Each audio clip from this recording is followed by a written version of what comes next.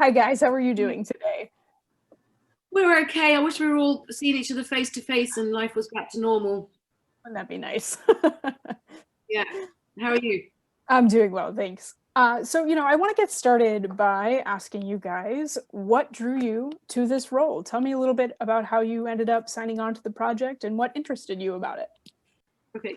I thought it was cool. I liked everyone that was involved. The fact that it was Seth's company and Seth had worked with Brannon. Brannon was who sold it to me just because I loved his mind and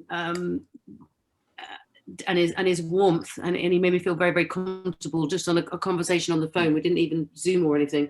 And I've never done genre before, and I thought this was a nice entry into it. All right, so Rafi, same question. How you got involved? I'm just thinking about it. I mean, I kind of agree with Anna in that sense. I was just drawn to the story itself, and I'm not normally a genre person. Never done them, never really watched them, but there was something special about it. There was something real about it. There was something moving about it, and that's all I cared about. The scary stuff was actually not important. It was the story. And I love the 90s, so I love that it was set in the 90s. Again, a question for both of you. So if you were to introduce your character to your friends, like you were trying to convince them that we're all gonna go hang out with this character, how would you describe them? Like, introduce me to your character. So Anna, we'll start with you. Mary's cool, smart, passionate, and doesn't suffer fools gladly. How about you, Rafi? A manipulative young man who is sober and then runs into some problems that is probably initially as a result of trauma, and who preys on another person quite insidiously. All right. So, of course, you two worked very closely together for this particular subset or this particular story in this anthology film. So, could you tell me a little bit about how you went and established this dynamic between the characters?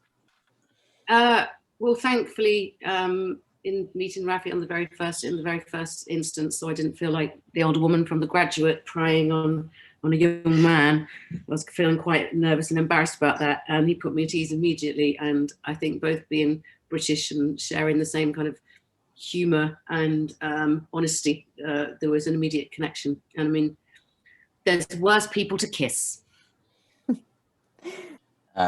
I've said this before, not that Anna's old in any way, but she's a few years older than me. If you've been dating 22-year-olds who are kind of, moronic and problematic, not that they all are, then getting to kiss and spend time with Anna is a joy. Oh, look, I'm blushing. Again, a question for the two of you. What would you want new viewers to know about the Books of Blood? Like, if they don't know anything about this film or this project, what would you want them to know before they sit down and watch it for the first time? Anna, we'll start with you. Well, the fact that there's 3 different stories intertwined, if you don't like one, you might like the other one. So there's a plethora of stories to get involved in, and I think it feels very much like an event. So the audience all joined together, and I think we need that right now. And it's, like I said, I keep saying this same thing, it's retro. It feels really retro horror. I would say that it's a story. And so even if you don't like genre and that's not your thing, there is a story to be told and heard and watched here. And that is good enough to compensate for people who are not into genre. And I think that it's not, I would say, hey, by the way, it's not a slasher movie. That's what I would say, to anyone who says, I don't like horror. It's like, no, that's not what it is. It's relatable. I think particularly with the 2 female characters, you can understand their vulnerability and relate to them somewhat. All right. So this next question is for Rafi, because I mean, that is just a crazy transformation that Simon undergoes by the end of the film.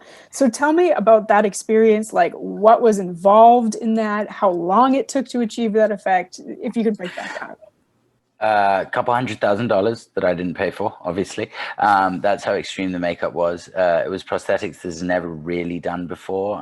It's only a couple of times. Actually, it's I think it was Clive Barker who had it done for another movie, but it was 7 hours in the makeup chair. I had to fall asleep, and Anna would feed me Snickers bars, grumpily. I would receive them, but thank God. I would be covered in latex. So that's a full body suit to the point where you couldn't really go to the bathroom properly, right? You had to walk around like you had an enema, so it was a bit ridiculous and embarrassing. But it was a situation where my body would get cold and really hot because I was covered in latex and it couldn't breathe, and so it was really uncomfortable. I can imagine.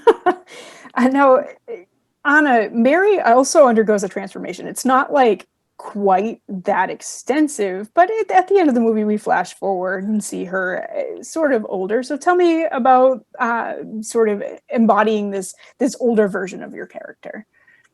Well, we discovered, because we tried to make the hair grey, and time was of the essence. Dry shampoo works really, really well. So if anyone going out for Halloween wants a little bit of a tip, and you want to be grey, and you can't afford to go and get a wig, you get the dry shampoo and you do it, and suddenly you've got grey hair and all the shading. It's interesting always to look in the mirror and see yourself older. It's what all women most women are quite scared of, but it's kind of cool to embrace it and go, there you go, that's me as an old chick. So another question for both of you. When you learned about your character's fate, because they end up with some quite different fates, what was your like immediate gut reaction to learning the end of their stories, so to speak? Oh, I think it's a nice twist, because you never think that that there's going to be redemption, and you think, poor Mary, how can someone pray on her when she's that strong? But I think it's a nice twist that you realise it's always interesting to me, because I said to Brandon, at what point, our director, does she understand that she's being played? And obviously has she got an inkling before the big dramatic scene in the bedroom when she sees him sleeping with someone else? And it was, to what extent do you layer that in of skepticism, and that she then takes control of? For me, it's the same thing. Ultimately, I appreciated the redemption, even though I was the one getting screwed. I was doing the screwing, and then I got screwed, basically. And so I just love that part of the story, and that worked for me. I like that sentence. I was doing the screwing, and then I got screwed. I bet you do. Yeah. So, 'tis the season. So I'd love to hear a little bit about like your favorite horror movies, and maybe the ones that influenced you in your role in Books of Blood. This might be more of a question for Anna, because Rafi just said he wasn't so into the genre beforehand. So if you could tell me a little bit about that. Well, I think it's the films that I liked and the performances I like, the Ring and Sixth Sense things, or Blair Witch Project, things that are based in reality. I find myself, they haunt me much more. I'd go to bed much more terrified having watched those movies, because there's potential for that actually to happen, as opposed to big blood and guts and gore, which, all the Saw movies and things. I've got a 15-year-old daughter who loves the adrenaline rush of being terrified, and we have to kind of monitor going, not sure you can watch that one yet. So, and I kind of introduce her very slowly to some of our old movies that we used to watch. Do you remember Nightmare on Elm Street? Oh yeah. Because you watch all those now, and they just, what we can do with CGI now, just make them, they just feel and look so old, but they've got a certain, it's like watching Jaws. That the shark's made out of plastic, and if you look hard you can see it, but at that point you buy into it. And I kind of like the classic elements. So it looks like I am getting wrapped. So I have one last question to ask, and that would be, what is the one scene you just can't wait for audiences to see from this film? And Anna, we'll start with you. What kind of way? Well, considering Halloween this year has somewhat been cancelled, we're going to have to make our own. Like I said, there's 3 intertwining stories. I think there's characters that you can relate to, and there's just enough guts and gore to make it Halloween. Rafi?